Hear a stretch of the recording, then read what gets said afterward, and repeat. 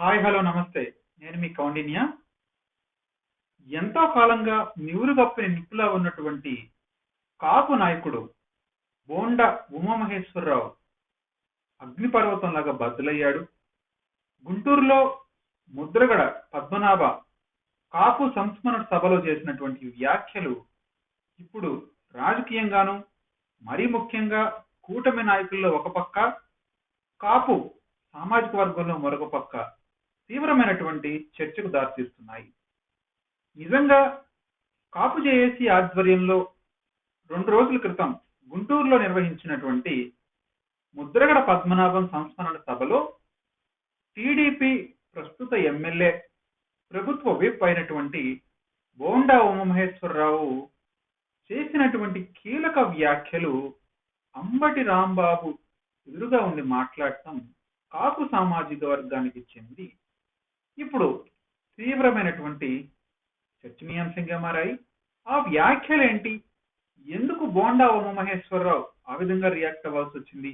దీనిపై టీడీపీ, చంద్రబాబు నాయుడు కూడా తీవ్రమైనటువంటి హెచ్చరికలు జారీ చేయటం, అసలు అంబటి రాంబాబుతో కానీ, ఏ వైసీపీ నాయకుడితో కానీ కలిసి చర్చా వేదికలు కానీ ఎటువంటి కార్యక్రమాల్లో కూడా పాల్గొనకూడదు అనే విధంగా ఎందుకు హెచ్చరికలు జారీ చేశారు అనేది ఇప్పుడు తీవ్రమైనటువంటి చర్చనీయాంశంగా ప్రజల్లో మారాయి. ఆ విశేషాలు ఏంటో పూర్తిగా ఈ వీడియోలో తెలుసుకునే ప్రయత్నం చేద్దాం. వీడియోని చివరి వరకు చూడడానికి ప్రయత్నించండి. మర్చిపోకుండా ఒక చిన్న లైక్ చేయడానికి ప్రయత్నించండి. మీరు ఇచ్చేటువంటి లైక్ ద్వారా ఎక్కువ మందికి వెళ్ళేటువంటి అవకాశం ఉంటుంది కాబట్టి దయచేసి లైక్ చేయమని వినమ్రంగా కోరుకోవడం జరుగుతుంది. మర్చిపోకుండా లైక్ చేయండి, వీలుంటే షేర్ చేయండి, సబ్స్క్రైబ్ చేయడానికి ప్రయత్నించండి. ఏదైతే సంస్మరణ సభలో ముఖ్యంగా బోండా ఉమా ముద్రగడ పద్మనాభం చేసినటువంటి సేవలను కూడా గుర్తు చేశారు. ఇంతకంటే ముందు బోండా ఉమామహేశ్వరరావు పవన్ కళ్యాణ్ మీద కూడా చేసినటువంటి వ్యాఖ్యలు, అసెంబ్లీ సమావేశాల్లో పాల్గొన్న బోండా ఉమామహేశ్వరరావు పవన్ కళ్యాణ్ నిర్వహిస్తున్నటువంటి ఎన్విరాన్మెంటల్ శాఖకు సంబంధించినటువంటి కొన్ని ప్రశ్నలు కూడా అడగడం జరిగింది. అప్పుడు అవి డైరెక్ట్ గా పవన్ కళ్యాణ్ గుచ్చుకున్నాయి. పవన్ కళ్యాణ్ ప్రభుత్వం మీద ఒత్తిడి తీసుకురావడం, చంద్రబాబు నాయుడు కొంత మందలించడం కూడా జరిగింది. అసలు పవన్ కళ్యాణ్ కి బోండాకి ఏదైనా అభిప్రాయ భేదాలు ఉన్నాయా అనేటువంటి అభిప్రాయాలు కూడా నాడు కలిగాయి. అంతకంటే ముందు బోండా ఉమామహేశ్వరరావు పవన్ కళ్యాణ్ ను పవన్ నాయుడు అని చెప్పడం, పవన్ కళ్యాణ్ సమర్థించడం కూడా చూసాం. మరి అతి కొద్ది కాలంలోనే ఎందుకు ఇన్నిసార్లు టోన్ మారిందో మనం ఒకసారి గుర్తు చేసుకోవాల్సిన అవసరం ఉంది. మనం సంస్మరణ సభ వెళ్ళబోయే ముందు పవన్ కళ్యాణ్ గురించి బోండా ఏం మాట్లాడాడో ఒకసారి విని ప్రయత్నం చేద్దాం. నోటికి వచ్చినట్టు మాట్లాడతాం. ఒకళ్ళు అంటాడు పవన్ నాయుడు అంటాడు. పవన్ నాయుడే మీసం మీద చెయ్యేసి చెప్తున్నాం మేము. పవన్ నాయుడు, పవన్ పాలకొల్లు నాయుడు, పాలకొల్లు పవన్ నాయుడు. ఇది వాస్తవం. మీసం మీద చెయ్యేసి చెప్తున్నాం. ఎవరైతే ఆ మాట అన్నారో పవన్ నాయుడు అని చెప్పి. మీకేమన్నా డౌట్ ఉంటే మీ డిఎన్ఏలు చెక్ చేయించుకోండి. పవన్ కళ్యాణ్ గురించి మాట్లాడతాం, దత్తపుత్రుడని, పవన్ నాయుడని, ఇంకా మీ సోషల్ మీడియా ద్వారా అడ్డగోలుగా మాట్లాడతాం, మీ ఇష్టం వచ్చినట్టు మాట్లాడతామని ఇక్కడెవరు ఊరుకోం. మేము ఈ ప్రాంతంలో పుట్టాం. మీరంటే ఇవాళ పదవుల కోసం అమ్ముడుపోయి మీరు ఇష్టం వచ్చినట్టు ఈ ప్రాంతానికి అన్యాయం జరుగుతూ ఉన్నా, రాష్ట్రం మొత్తం మెచ్చినటువంటి రాజధాని, 5 కోట్ల మంది మెచ్చిన రాజధాని అమరావతిని చంపేస్తూ ఉన్నా,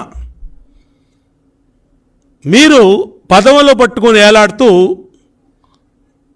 ఇష్టం వచ్చినట్టు మీరు ప్రతిపక్షం మీదో, రైతుల మీదో,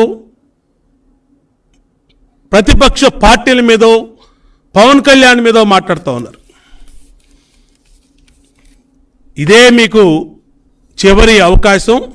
ఇవాళ కృష్ణా గుంటూరు జిల్లాల్లో గెలిచినటువంటి ఎమ్మెల్యేలు కానీ, ఈ రాష్ట్రంలో మిగిలినటువంటి ప్రాంతంలో గెలిచిన ఎమ్మెల్యేలు కానీ, ముఖ్యంగా ఈ ప్రాంతంలో ఎవరైతే దాక్కొని తిరుగుతూ ఉన్నారో ఈ ఎమ్మెల్యేలు మళ్ళా భవిష్యత్తులో అసెంబ్లీ కాదు కదా, ఈ సిఆర్డిఏ పరిధిలో కూడా వీళ్ళు బయట కూడా కనబడలేరని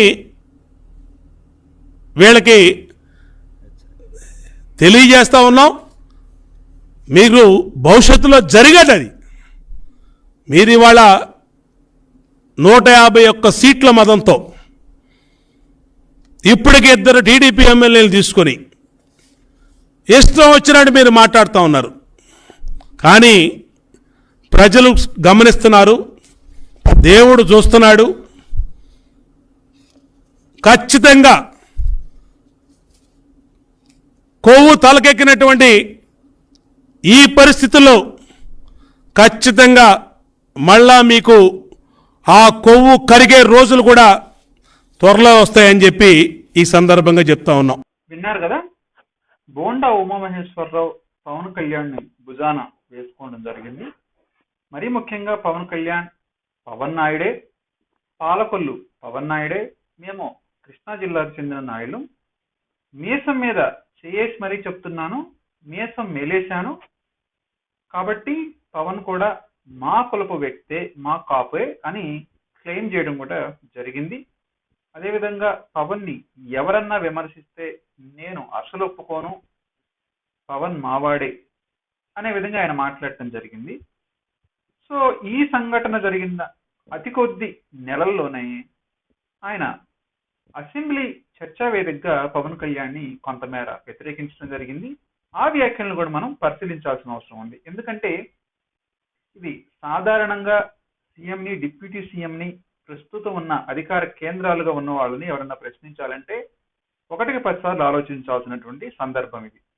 అలాంటి సమయంలో బోండా ఉమామహేశ్వరరావు అసెంబ్లీ వేదికగా డిప్యూటీ సీఎం పైన చురకత్తులు ఎక్కుపెట్టడం అప్పట్లో కొంత సంచలనమైంది. ఆ వ్యాఖ్యలను కూడా మనం ఒకసారి గుర్తుకు తెచ్చుకోవాల్సిన అవసరం ఉంది. ఆ వ్యాఖ్యలు ఏంటో నేను ఇప్పుడు మీకు వినిపించే ప్రయత్నం చేస్తాను. జాగ్రత్తగా వింటానికి ప్రయత్నించండి. పొల్యూషన్ అధ్యక్ష ఇక్కడే ఉన్నారు కృష్ణయ్య గారు, చైర్మన్ గారు. పెద్ద పెద్ద వాళ్ళందరినీ కూడా వాళ్ళు మరి ఏం ఇన్ఫ్లుయెన్స్ గురవుతున్నారో తెలియట్లు కానీ రామ్కి పరిశ్రమ అధ్యక్ష ఈ పొల్యూషన్ దాంట్లో అయితే అయోధ్య రామిరెడ్డి వైసీపీ ఎంపీ అధ్యక్ష ఆయన. కాబట్టి మరి ఆయన లెవెల్లో ఏమి ఇన్ఫ్లుయెన్స్ చేస్తున్నారో ఈయన్ని తెలియదు అధ్యక్ష. కృష్ణయ్య గారిని గౌరవ డిప్యూటీ సీఎం గారిని కోరుతున్నాం అధ్యక్ష, పొల్యూషన్ కంట్రోల్ బోర్డుని కొంచెం పనిచేసే విధంగా ఆయన కొంచెం గట్టిగా మందలించాలి అధ్యక్ష. ఆయన చెప్పాలి అధ్యక్ష, అయోధ్య రామిరెడ్డి రామ్కి వాళ్ళని ఎందుకు వదిలేశారు, మీరు ఎందుకు వదిలేశారు చెప్పండి. ఈ సభలో ఇక్కడే ఉన్నారు ఆయన. బోండా ఉమామహేశ్వరరావు ప్రధానంగా 2 ప్రశ్నలను పవన్ కళ్యాణ్ని అడగటం జరిగింది. ఒకటి, రామ్కి అయోధ్య రామిరెడ్డిని ఎందుకు పొల్యూషన్ కంట్రోల్ బోర్డు చర్యలు తీసుకోదు, తక్షణమే చర్యలు తీసుకోవాలి, ఎందుకు మీరు అయోధ్య రామిరెడ్డిని వైసీపీ బ్యాచ్ని వదిలేసే విధంగా ఎందుకు ప్రవర్తించారు అని అడిగాడు. 2, అది మీ శాఖే కదా, ఆయన అసెంబ్లీలోనే ఉన్నాడు, ఆయన్నే అడగండి అధ్యక్ష అని కొంత సూటిగా సుత్తి లేకుండా పవన్ కళ్యాణ్ని ఉద్దేశించి మాట్లాడటం జరిగింది. అప్పట్లో సంచలనం కూడా లేపింది. సో దీనికి పవన్ కళ్యాణ్ ఘాటుగా సమాధానం ఇచ్చాడు. ఆ సమాధానం కూడా మనం వినాల్సింది. Pollution control board is very limited ఉంది, మనకి చాలా మంది ఇంకా హైర్ చేయాల్సి ఉంది. ఫస్ట్ పని చేయాల్సిన ఎవరు అధ్యక్ష? అర్బన్ బాడీస్ పనిచేయాలి, మున్సిపాలిటీస్ పనిచేయాలి. Everything you cannot completely directly correlate with pollution control board. ఇది ఫస్ట్ టైం కృష్ణయ్య గారు వచ్చాక వారికి తెలియజేసిన హీ హాజ్ ఓపెన్డ్ ఇట్. ఎవరైనా సరే ఎనీ ఆఫీస్కి వెళ్ళిపోయి మీరు పొల్యూషన్ కంట్రోల్ బోర్డు ఆఫీస్కి వెళ్తే మీకు అది ఓపెన్గా ఉంటుంది. దానికి నేను బాధ్యత తీసుకున్న తర్వాత మొట్టమొదటి చేసిన అధ్యక్ష రామ్కి సంస్థ మీద వారికి షోకాస్ నోటీస్ ఇష్యూ చేయడం జరిగింది, యాక్షన్ తీసుకోవడం జరిగింది. అలాగే చాలా వ్యర్థాలు వదిలేస్తున్నారు ఇవన్నీ. అంటే ఒక ప్రాబ్లం ఏముందంటే ఏదైనా సరే స్ట్రిక్ట్ యాక్షన్ తీసుకోవాలి అంటే ఎన్ని ఇండస్ట్రీస్ మూతపడిపోతే మనకు తెలియదు. ప్రాక్టికల్గా మనం చూసేటప్పటికి ఇప్పుడు ఏ పరిశ్రమ అయినా సరే పొల్యూషన్ లేకుండా ఏ పరిశ్రమ లేదు. సో సో ఈ రకంగా వెంటనే పవన్ కళ్యాణ్ కూడా ఆ రోజు స్పందించడం, బోండా ఉమాను ఉద్దేశించి డైరెక్ట్ కౌంటర్ ఇవ్వటం కూడా జరిగింది. దీనిపై జనసేన వాళ్ళంతా చంద్రబాబు నాయుడుకి వివరించటం, చంద్రబాబు నాయుడు పిలిచి మాట్లాడటం జరగడం జరిగింది. సో అప్పటి నుంచి బోండా ఉమలో కొంతమేర అసంతృప్తి గళం, నిరసన గళం ఉంది అని కొంతమంది చెప్తూ ఉన్నారు. సో ఈ యొక్క బ్యాక్గ్రౌండ్ లోనే రీసెంట్ గా ఏదైతే కాపు కుల నాయకుడు అని చెప్పుకుంటున్నటువంటి ముద్రగడ పద్మనాభం సంస్మరణ సభలో గుంటూరు వేదికగా ఏర్పాటు చేసిన సభా వేదికగా ఆయన కొన్ని కీలకమైన కామెంట్లు చేశారు. ఆ కామెంట్లను ఇప్పుడు మనం పరిశీలిద్దాం. దీని వెనుకున్న బ్యాక్గ్రౌండ్ తెలిసింది కాబట్టి అసలు ఆయన ఏం మాట్లాడాడో ముందు మనం తెలుసుకునే ప్రయత్నం చేద్దాం. ప్రసంగంలో ముఖ్యంగా బోండా బొమ్మ ముద్రగడ పద్మనాభాన్ని కాపు సామాజిక వర్గ అభ్యున్నతి కోసం జీవితాంతం కృషి చేసిన వ్యక్తిగా మాట్లాడటం జరిగింది. ఆయన్ని అనేక అంశాలు గుర్తు చేసి కొనియాడారు. ఆయన మంత్రిగా, ఎంపీగా వివిధ బాధ్యతలు నిర్వహించారు. వ్యక్తిగత ఆస్తులను కూడా సామాజిక కార్యక్రమాలకు, మరీ ముఖ్యంగా కాపుకుల అభ్యున్నతికి వినియోగించారని కూడా బోండా బొమ్మ చెప్పుకొచ్చారు. త్వరలో విజయవాడలో ముద్రగడ పద్మనాభం విగ్రహాన్ని ఏర్పాటు చేయడానికి ప్రయత్నాలు కూడా చేస్తామని బోండా బొమ్మ చెప్పారు. ఇంతవరకు బానే ఉంది. ముద్రగడ పద్మనాభాన్ని కాపుకుల నాయకుడిగా, అదేవిధంగా ఏదైతే కాపుల అభ్యున్నతికి పాటుపడే నాయకుడిగా గుర్తించడం వరకు, ప్రశంసించడం వరకు బానే ఉంది. ఇక్కడి నుంచి అసలైన రాజకీయం నడిచింది. 2019 ఓటమికి ముద్రగడ పద్మనాభం ఉద్యమం అతి ప్రధానమైన కీలకమైన కారణం అని చెప్పాడు. సో ఆయన తన ప్రసంగంలో బోండా బొమ్మ చేసిన అత్యంత కీలకమైన వ్యాఖ్యల్లో మొట్టమొదటి వ్యాఖ్య 2019 ఓటమికి ముద్రగడ ఉద్యమం ప్రధాన కారణం. ఆ వ్యాఖ్యలను కూడా ఒకసారి మీ ముందు పెట్టే ప్రయత్నం చేస్తాను. చాలా జాగ్రత్తగా గమనించడానికి ప్రయత్నించండి. ఆ ఇంటెన్సిటీ, ఆ ఎక్స్ప్లెనేషన్ ఎంత డీటెయిలింగ్ గా ఇచ్చారంటే బోండా బొమ్మ, ఒకసారి వినడానికి ప్రయత్నించండి. ఉన్న టీడీపీ పార్టీ, జనసేన పార్టీ పెద్దలు, మిగతా పార్టీ రాజకీయ పార్టీ పెద్దలు అందరూ ఇక్కడే ఉన్నారు కాబట్టి విజ్ఞప్తి ఏంటంటే, పద్మనాభం గారి కోరిక ఏదైతే రిజర్వేషన్లు గతంలో వారి యొక్క పోరాటం వల్ల జీవో నెంబర్ 30 వచ్చింది, అది అన్ని కులాలకు అమలైంది కానీ ముస్లింస్ కూడా మనకు అమలు కాలేదు. అది చంద్రబాబు నాయుడు గారు మనకు 5% ఇచ్చి F కేటగిరీలో పెట్టారు, అమల్లోకి రాలా. ఇప్పుడు చంద్రబాబు నాయుడు గారి ప్రభుత్వం అందరూ ఉన్నారు కాబట్టి మిగతా అన్ని రాజకీయ పార్టీ పెద్దలు రిక్వెస్ట్ చేసేది ఏంటంటే, వారితో ముఖ్యమంత్రి గారితో మాట్లాడి వారు గత ప్రభుత్వంలో టీడీపీ గవర్నమెంట్ పెట్టి ఇచ్చిన 5% రిజర్వేషన్ అమలు చేయమని అడుగుదాం. ఒకటి, కాపు కార్పొరేషన్ వాటి నిధుల కోసం పద్మనాభం గారు పెద్ద ఉద్యమం గతంలో చేశారు. ఆ కార్పొరేషన్ సంబంధించి ఇప్పుడు 2 సంవత్సరాలైంది. ప్రభుత్వం దగ్గర డబ్బులు లేవని బడ్జెట్ అలాట్ చేయట్లా. కాబట్టి ఇప్పుడు 2 సంవత్సరాలకు 6,000 కోట్లు రావాలా. 6,000 కోట్లు వద్దు, 600 కోట్లు ఇవ్వండి చాలు. మాకు ఎంతో కొంత ఇస్తే మా కులంలో పేదవాళ్ళు ఉన్నారు, వాళ్ళు ఇబ్బందులు పడుతున్నారు. ఇక్కడున్న రాజకీయ పార్టీ పెద్దలు అందరూ ఉన్నారు కాబట్టి దయచేసి బాధ్యత తీసుకొని వారి చిరకాల కోరికైన వారికి ఈ జాతికి అందాల్సిన ఫలాలు అందుతాయని ఆత్మశాంతిస్తుంది. దానికి అందరం కలిసి నడుము బిగించి పనిచేయాలని కోరుకుంటున్నాను. వీరు అయిన తర్వాత మన ఆమంచి సోములు గారి వారి పుట్టినరోజైనా వచ్చారు ఈరోజు కార్యక్రమానికి. సోములు గారు కూడా తర్వాత మాట్లాడతారు. తర్వాత పద్మనాభం గారి పక్కనే రైట్ హ్యాండ్ గా ఉండి పనిచేసే పెద్దలు ఉన్నారు. తర్వాత వాళ్ళతో వేదిక మీదకి వచ్చి నివాళులు అర్పించాలని కోరుకుంటున్నాను. Thank you.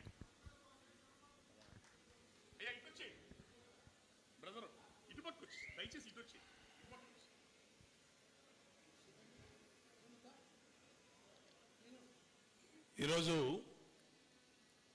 ముద్రగడ పద్మనాభం గారి సంస్కరణ సభ సందర్భంగా గుంటూరు కాపు జేఏసీ ఆధ్వర్యంలో ముద్రగడ పద్మనాభం గారి సంస్కరణ సభని ఏర్పాటు చేసినటువంటి సుబ్బారావు, అలాగే శ్రీను గారు, దాసరి రాము గారు, ఇంకా వారికి సహకరించిన పెద్దలందరికీ కూడా, ఈ కమిటీ మెంబర్లందరికీ పేరు పేరున హృదయపూర్వక నమస్కారాలు తెలియజేస్తా ఉన్నాం. అట్లాగే ఇక్కడ విచ్చేసినటువంటి ఈ ఉమ్మడి గుంటూరు జిల్లా నాయకులు, వివిధ రాజకీయ పార్టీ నాయకులు అందరికి కూడా పేరు పేరున నమస్కారాలు. ఈరోజు ముద్రగడ పద్మనాభం గారి మరణం కాపు జాతికి తీరని లోటు. పుట్టిన వాళ్ళకి మరణం తప్పకపోయినా మరి ఆయన మరణించే వరకు కూడా కాపు జాతి అభ్యున్నతి కోసం, కాపు జాతి ఉన్నతి కోసం అహర్నిశలు పనిచేసినటువంటి నాయకుడు ముద్రగడ పద్మనాభం గారు. ఇవాళ భౌతికంగా మన దగ్గర నుంచి ఆయన లేకపోయినా కాపుల కోసం ఏ రోజో చనిపోవడానికి సిద్ధపడి నుదుటి మీద రివాల్వర్ పెట్టుకుని దీక్ష చేసినటువంటి వ్యక్తి ముద్రగడ పద్మనాభం గారు.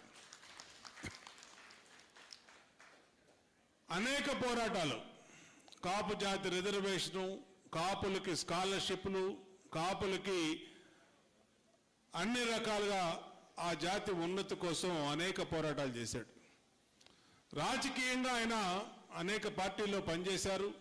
మంత్రిగా, పార్లమెంట్ సభ్యుడిగా, ఎమ్మెల్యేగా. ఆయన చేయని పదవి లేదు, ఆయన చూడని పదవి లేదు. అలాగే ఆయన అహర్నిశలు కూడా ఆఖరి శ్వాస వరకు నీతివంతుడుగా, నిజాయితీగా ఆయన తన ఆస్తిని కర్పూరంలాగా కరిగేసి ప్రజల కోసం, ఈ కాపు సామాజిక వర్గం కోసం పెట్టినటువంటి వ్యక్తి ముద్రగడ పద్మనాభం గారు. 2014లో ఈ రాష్ట్రం విడిపోయినాక మేము తొలి అసెంబ్లీలో మీ అందరూ శాసనసభ్యులుగా ఆ రోజు కాపు ఉద్యమం మళ్ళీ పురుడు పోసుకున్నటువంటి సందర్భం బాగా గుర్తుంది. ఆ రోజు మీ అందరం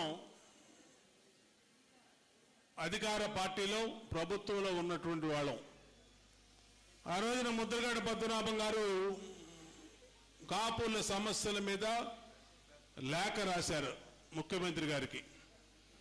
దాంట్లో రిజర్వేషన్లు కానించి, నిధులు కానించి, పోస్టింగ్లు కానించి, రాజకీయ ప్రాధాన్యత కానించి అనేక అంశాలు ఆయన పద్మనాభం గారు ఉదహరించడం జరిగింది. ఆ రోజు మొదటి లేఖ, రెండో లేఖ, మూడో లేఖ వచ్చినప్పుడు 2016 ఆ టైంలో వచ్చినప్పుడు మేము అధిష్టానం దృష్టికి తీసుకెళ్ళాం. ఇది ముద్రగడ పద్మనాభం గారు రాసే లేఖల్లో ప్రభుత్వం ఆలోచన చేయవలసినటువంటి అవసరం ఉంది. ఆలోచన చేసి సాధ్యాసాధ్యాలకు ఒక కమిటీ వేసి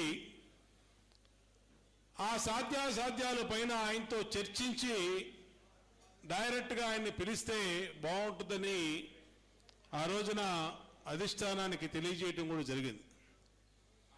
కానీ కొంతమంది మన నాయకులే పద్మనాభం గారు ఆయన ప్రయోజనాల కోసం చేస్తూ ఉన్నారు, ఆయనకేమీ అంత పట్టు లేదు కమ్యూనిటీలో అని చెప్పి ఆయన్ని ఇగ్నోర్ చేయమని చెప్పారు.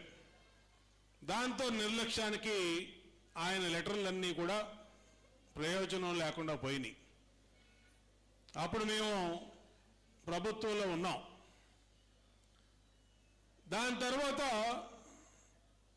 విషయాలన్నీ చాలా మందికి తెలుసు. ఇక్కడ ఉన్నటువంటి నెంబర్ 1 ఛానల్ ఎంఎస్ఆర్, అలాగే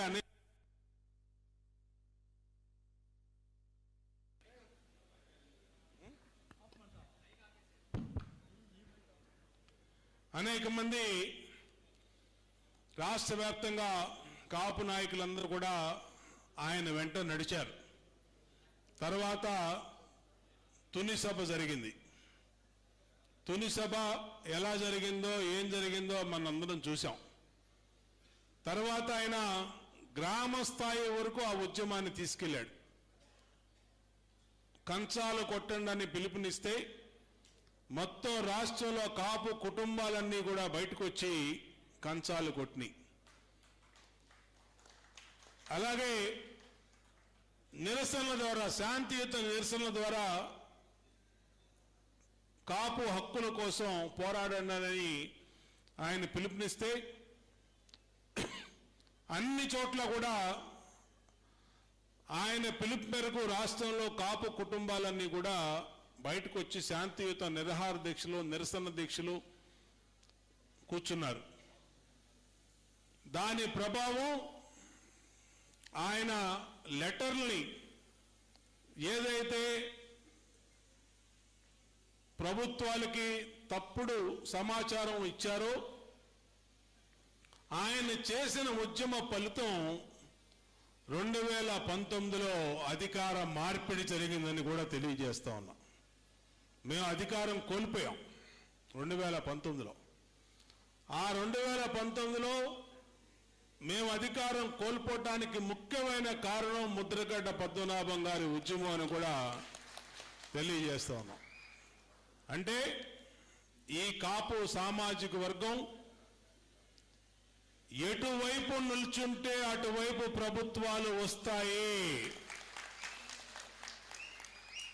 రాష్ట్రంలో 5 కోట్ల జనాభాలో 1 కోటి మంది పైగా ఉన్నటువంటి బలిజ, కాపు, తూర్పు కాపు, ఒంటరి ఈ సామాజిక వర్గాలు అధికారాన్ని డిసైడ్ చేస్తాయి.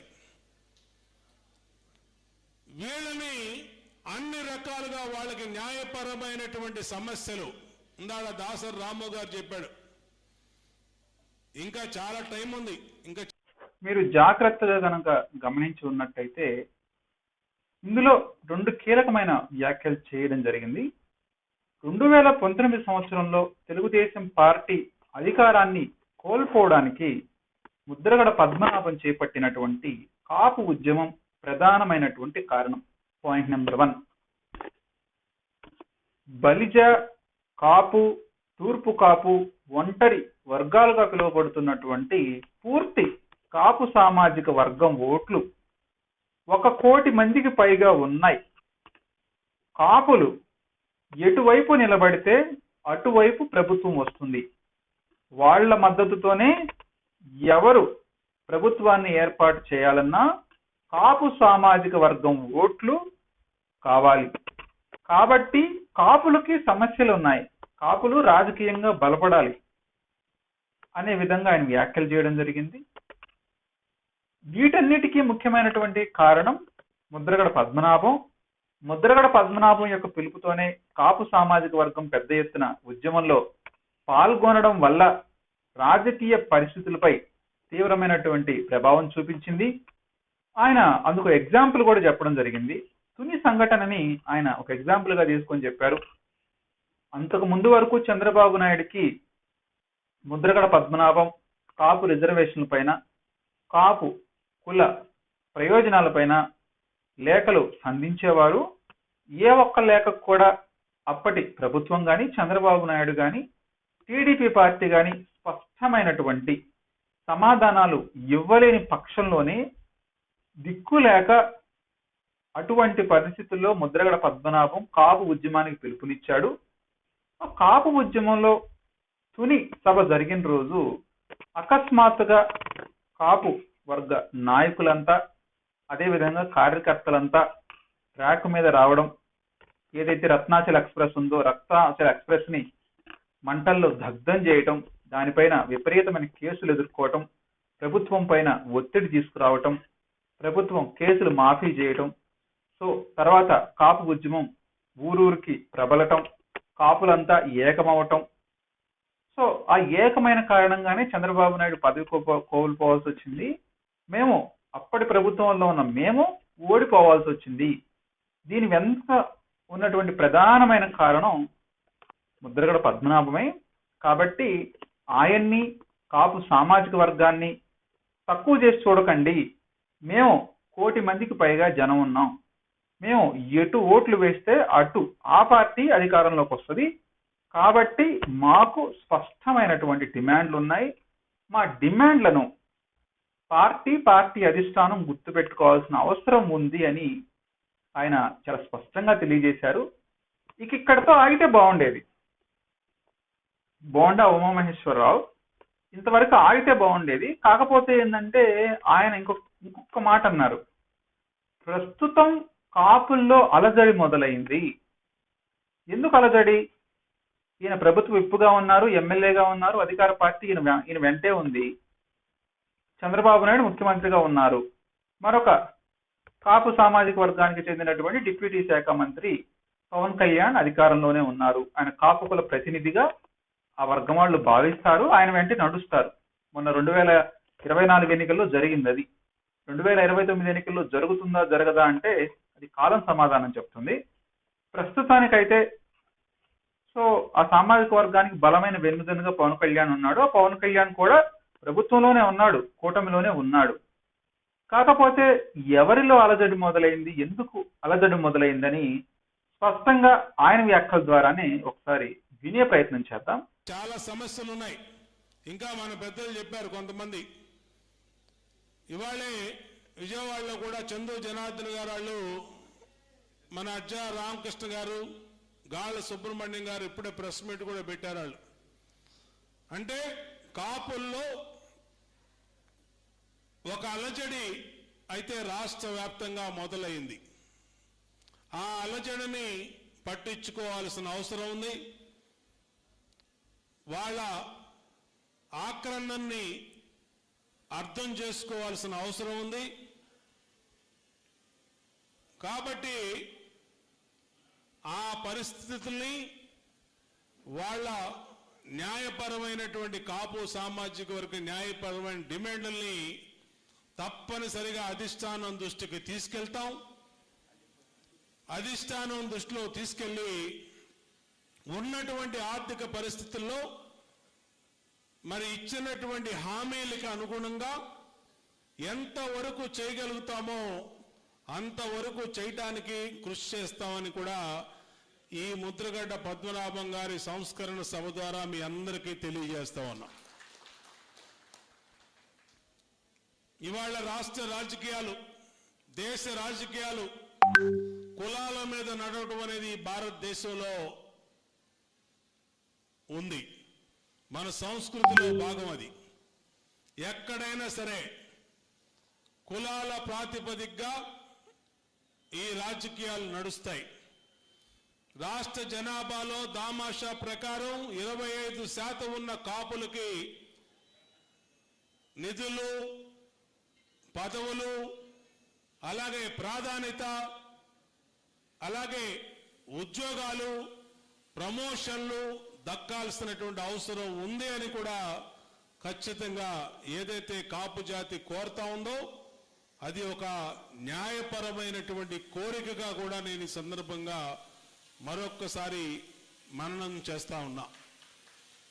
ఖచ్చితంగా ఈ కోరికల్ని నేను ఒక శాసనసభ్యుని మాత్రమే, ఒక విప్పు మాత్రమే. ఇంకా చాలా పెద్ద వ్యవస్థ ఉంది ఇది ఎన్ని ఆమోదించాలంటే. ఆ వ్యవస్థ దృష్టికి తీసుకెళ్తాం. ఖచ్చితంగా అన్ని రకాలుగా ఆమోదించడానికి చర్యలు తీసుకుంటాం. మేమేమైతే ఈ వేదిక మీద ఇక్కడ మాట్లాడుతున్నామంటే నేను కాపు కులంలో పుట్టబట్టే ఇక్కడ మాట్లాడుతూ ఉన్నాను అనేది నాకు తెలుసు.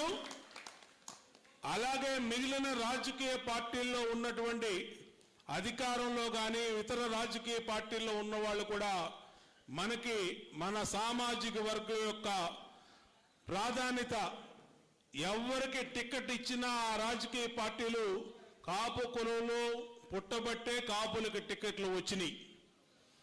ఇంకా బీసీలకో, ఎస్సీలకో, లేదంటే ఇంకా మిగిలిన సామాజిక వర్గాలకో ఆ కులాల్లో పుట్టబట్టే వాళ్ళకి టికెట్లు వచ్చినాయి. కాబట్టి ఈ జాతి మేలు కోసం మనం మన బాధ్యత తీసుకోవడం అందరం కూడా మనందరి ధర్మం. కాబట్టి మనందరం కూడా దానికి చేదోడు వాదోడుగా ముందుకెళ్దాం. శాంతియుతంగా మనం అందరం కూడా ముందుకెళ్దాం.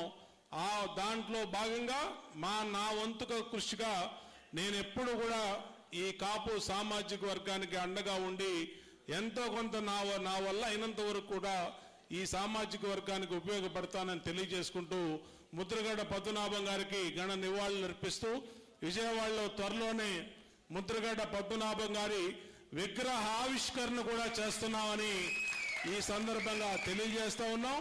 ఖచ్చితంగా దానికి కూడా అందరికీ ఇన్వైట్ చేస్తాం. ఖచ్చితంగా అందరూ వచ్చి ముద్రగడ్డ పద్మనాభం గారికి నివాళులు అర్పించవలసిందిగా కోరుకుంటూ తప్పనిసరిగా ఆయన ఆశయ సాధనలో అందరం కూడా భాగస్వాములు అవుదామని మరొకసారి తెలియజేసుకుంటూ జోహార్ విఎం రంగా గారు, జోహార్ వంగవీటి మోహన్ రంగా గారు, జోహార్ వంగవీటి మోహన్ రంగా గారు, జోహార్ ముద్రగడ్డ పద్మనాభం గారు, జోహార్ ముద్రగడ్డ పద్మనాభం గారు, జోహార్ ముద్రగడ్డ పద్మనాభం గారు. థ్యాంక్ యూ అండి. ఇట్స్ వెరీ క్లియర్ అండి.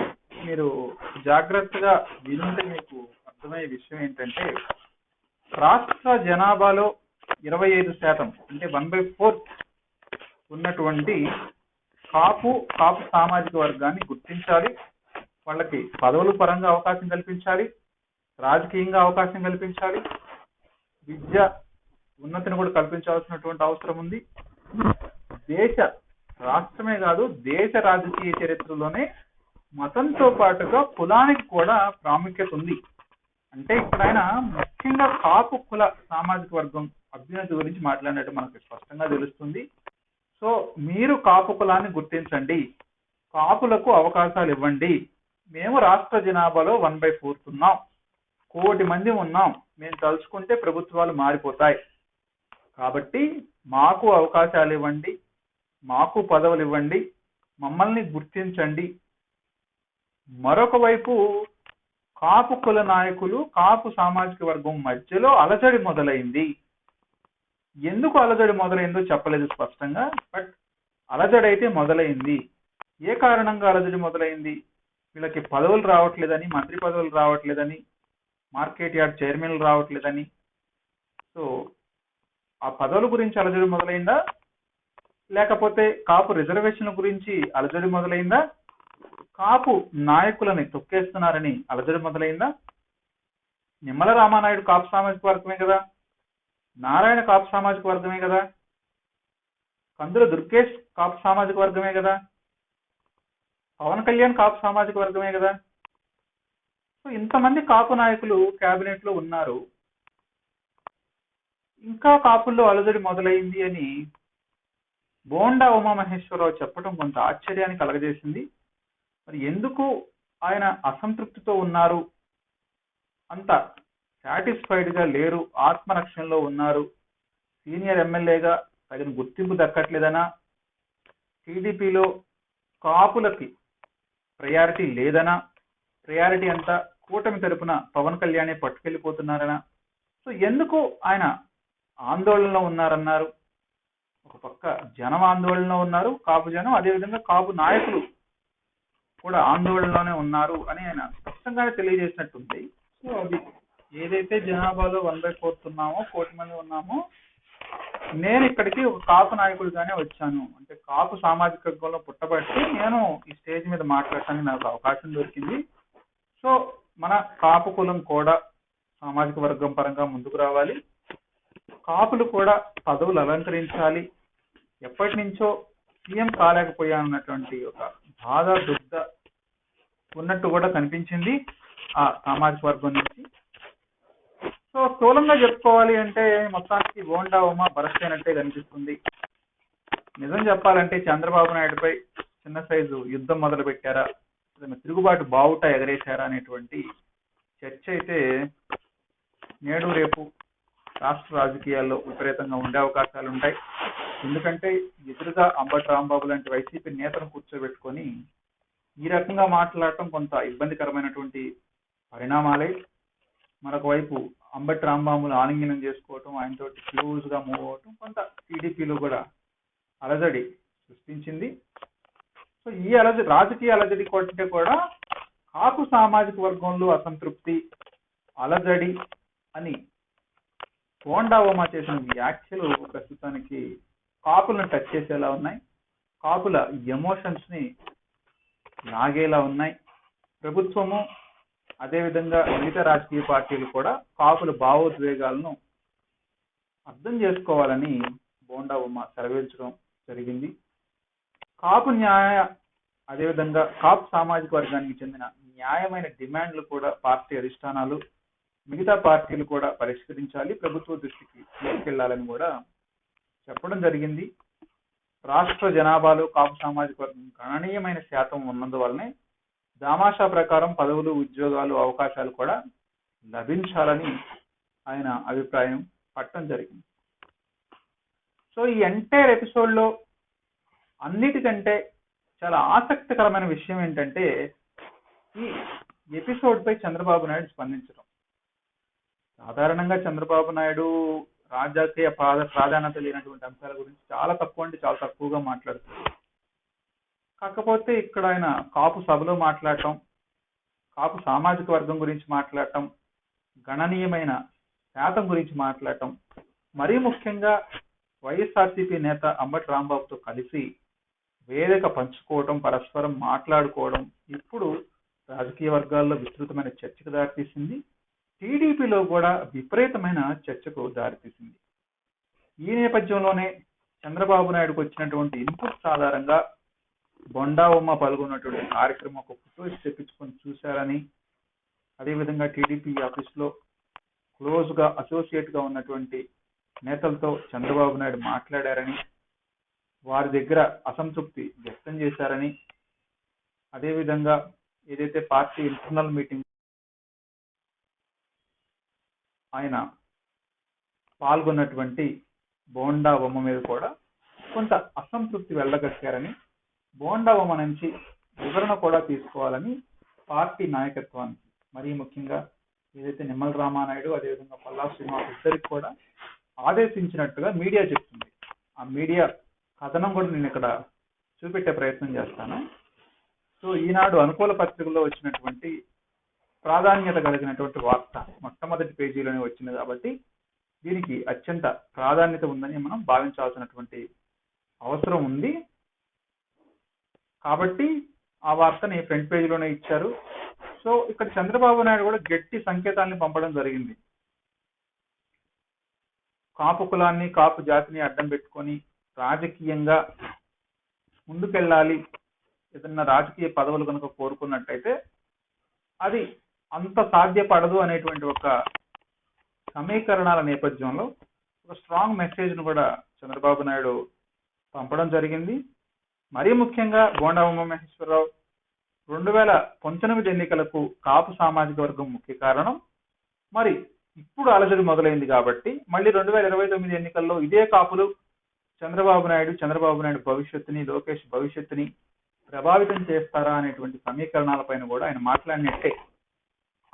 సో దీనిపైనే పార్టీలో అంతర్గతంగా కూడా కూలంకషమైనటువంటి చర్చ జరుగుతుంది. మరొక వైపు బోండా ఉమాం నేరుగా స్పందన కూడా సభ మరింత ప్రాధాన్యతను కూడా సంతరించుకుంటుంది.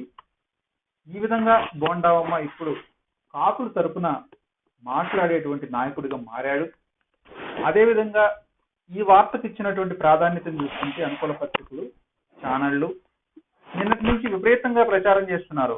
మెయిన్ స్ట్రీమ్ మీడియాలో, సోషల్ మీడియాలో బోండా ఉమ్మ తిరుగుబాటు బావుట ఎగరేశారు, బోండా ఉమ్మాని పార్టీ నుంచి తప్పిస్తారు, వచ్చే ఎన్నికల్లో సీటు ఇవ్వడం కూడా కష్టమే, సీటు రాకపోవచ్చు, వేరే వాళ్ళని ఆ స్థానంలో రీప్లేస్ చేస్తారు అనేటువంటి అనేక వార్తలు అయితే కనుక ప్రస్తుతం రాజకీయ వర్గాలు గుప్పుమంటున్నాయి.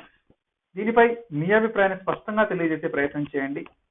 పాయింట్ 1, బోండా ఉమ్మ ముద్రగడ పద్మనాభం ప్లేస్ ని రీప్లేస్ చేయబోతున్నాడా, కాపు సామాజిక వర్గ నాయకుడిగా ముందుకు రాబోతున్నాడా?